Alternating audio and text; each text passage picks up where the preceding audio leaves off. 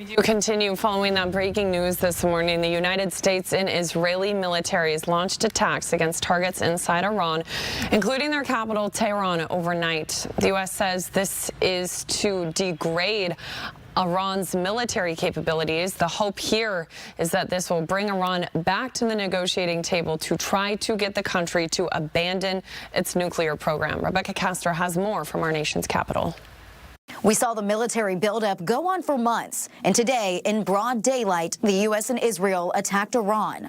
Thick plumes of smoke drifting across Tehran on Saturday morning as President Trump announced the start of strikes against the Iranian regime. The United States military is undertaking a massive and ongoing operation to prevent this very wicked, radical dictatorship from threatening America and our core national security interests. The first target was apparently aimed at Iran's supreme leader, although he was reportedly taken to a secure location. This is not a surprise that they would start out by attacking where Khamenei resides, because what the U.S. military would go after would be command and control, and that's the ultimate command and control. It's the ultimate message against the leadership that has been so intransigent. The attacks coming after multiple rounds of talks in Geneva between the U.S., Iran, and Oman failed to convince Iran to abandon its nuclear program.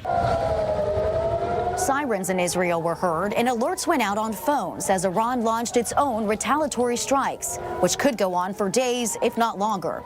The president called on Iran to surrender, but he also had a stark warning for the American people. The lives of courageous American heroes may be lost, and we may have casualties. That often happens in war. Congress has not signed off on this attack, and that will start a huge debate here in Washington. Democratic Senator Ruben Gallego posted his opposition on X, saying we can support democracy in Iran without sending troops to die. In Washington, Rebecca Castor, Fox 13 News. So this comes after nuclear talks between the U.S. and Iran wrapped up this week with no deal in place. U.S. Embassy in Jerusalem announced non-emergency government employees are permitted to leave Israel over safety risks. Democratic lawmakers say they will force a vote next week on a war powers resolution that could limit unilateral military action against Iran. Taking a live look right now at FlightAware. Airspace over much of the Middle East shut down right now. Israel, the United Arab Emirates, and Qatar closed their airspace just in the last hour. Strikes on Kuwait's main international airport left several employees there hurt. Several countries have come out in support of the attack on Iran, including Canada, Australia, and Ukraine.